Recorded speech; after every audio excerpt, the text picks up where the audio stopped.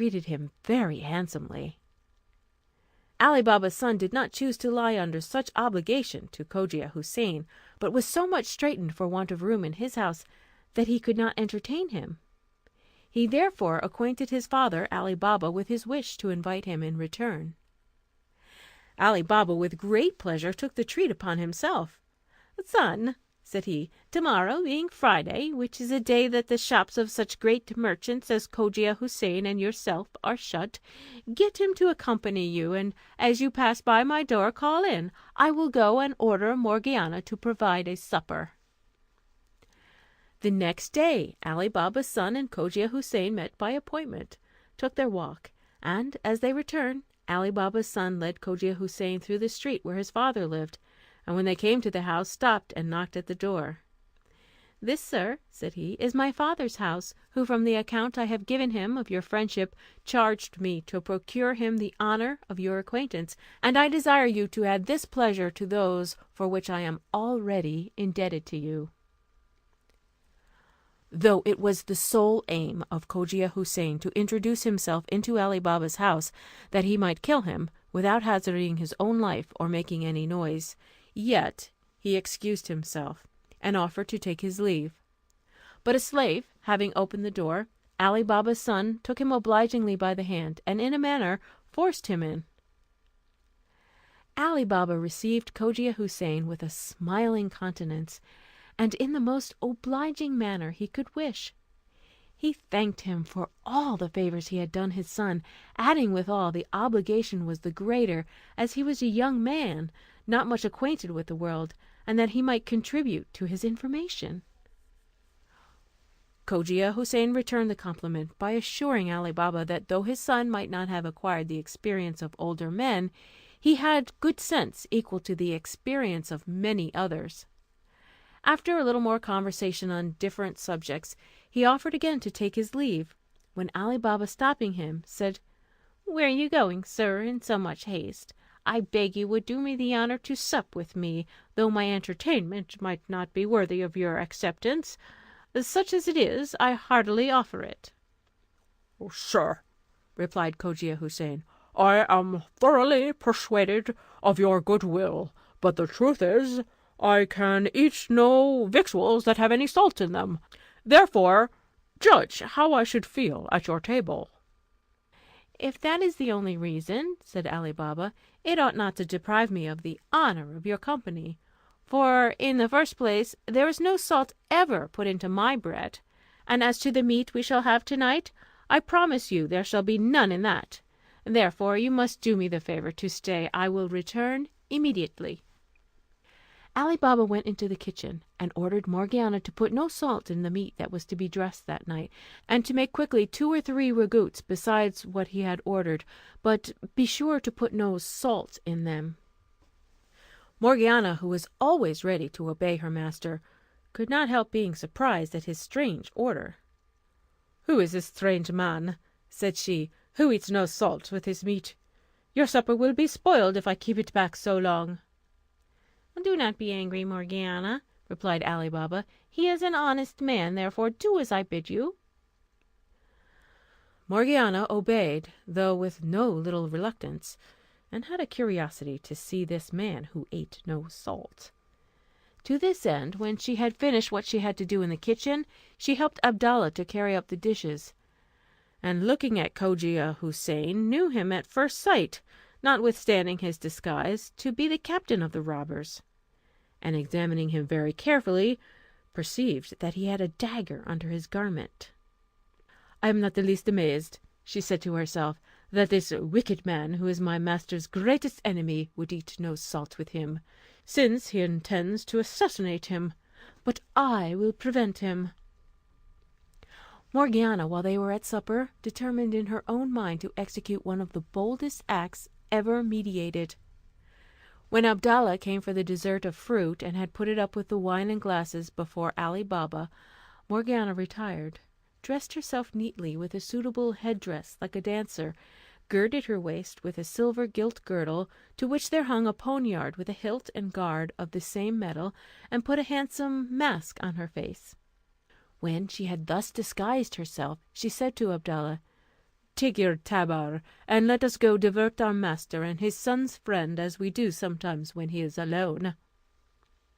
Abdallah took his tabor, and played all the way into the hall before Morgiana, who, when she came to the door, made a low obeisance by way of asking leave to exhibit her skill, while Abdallah left off playing. "Come in, Morgiana," said Ali Baba, "and let Cogia Houssain see what you can do, that he may tell us what he thinks of your performance." Cogia Houssain, who did not expect this diversion after supper, began to fear he should not be able to take advantage of the opportunity he thought he had found, but hoped, if he now missed his aim, to secure it another time by keeping up a friendly correspondence with the father and son. Therefore, though he could have wished Ali Baba would have declined the dance, he pretended to be obliged to him for it, and had the complaisance to express his satisfaction at what he said, which pleased his host. As soon as Abdallah saw that Ali Baba and Cogia Houssain had done talking, he began to play on the tabor, and accompanied it with an air, to which Morgiana, who was an excellent performer, danced in such a manner as would have created admiration in any company. After she had danced several dances with much grace, she drew the poniard, and holding it in her hand, began a dance in which she outdid herself by the many different figures, light movements, and the surprising leaps and wonderful exertions with which she accompanied it. Sometimes she presented the poniard to one breast, sometimes to another, and oftentimes seemed to strike her own. At last she snatched the tabor from Abdallah with her left hand, and holding the dagger in her right, presented the other side of the tabor, after the manner of those who get a livelihood by dancing, and solicit the liberality of the spectators. Ali Baba put a piece of gold into the tabor, as did his son, and Cogia Houssain, seeing that she was coming to him, had pulled his purse out of his bosom to make her a present. But while he was putting his hand into it, Morgiana, with a courage and resolution worthy of herself, plunged the poniard into his heart. Ali Baba and his son, shocked at this action, cried out aloud. "Unhappy woman!" exclaimed Ali Baba, "what have you done to ruin me and my family?" "It was to preserve, not to ruin you," answered Morgiana; "for see here," continued she, opening the pretended Cogia Houssain's garment, and showing the dagger, "what an enemy you had entertained! Look well at him, and you will find him to be both the fictitious oil merchant and the captain of the gang of 40 robbers. Remember, too, that he would eat no salt with you, and what would you have more to persuade you of his wicked design? Before I saw him, I suspected him as soon as you told me you had such a guest. I knew him, and you now find that my suspicion was not groundless." Ali Baba, who immediately felt the new obligation he had to Morgiana for saving his life a second time, embraced her. "Morgiana," said he, "I gave you your liberty, and then promised you that my gratitude should not stop there, but that I would soon give you higher proofs of its sincerity, which I now do by making you my daughter-in-law." Then, addressing himself to his son, he said, "I believe you, son, to be so dutiful a child that you will not refuse Morgiana for your wife. You see that Cogia Houssain sought your friendship with a treacherous design to take away my life, and if he had succeeded, there is no doubt but he would have sacrificed you also to his revenge. Consider that by marrying Morgiana you marry the preserver of my family and your own." The son, far from showing any dislike, readily consented to the marriage, not only because he would not disobey his father, but also because it was agreeable to his inclination. After this they thought of burying the captain of the robbers with his comrades, and did it so privately that nobody discovered their bones till many years after, when no one had any concern in the publication of this remarkable history.